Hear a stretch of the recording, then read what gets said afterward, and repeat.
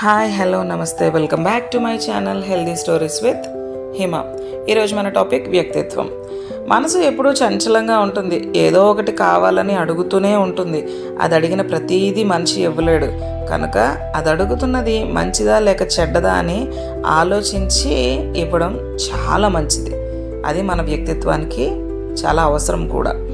మనం పరిపరి విధాలుగా ఆలోచిస్తాం. మన బుర్ర ఎక్కడో ఒక దగ్గర స్టక్ అయిపోతుంది, కానీ మనం చేసే పని తప్పు అయితే తప్పు అని బ్రెయిన్ చెప్తుంది.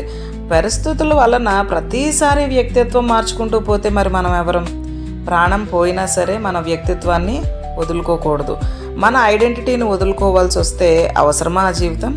సో ధైర్యంగా ముందుకి అడుగులు వేయండి. మీ వ్యక్తిత్వానికి మచ్చ రాకుండా చూసుకోండి. Be professional.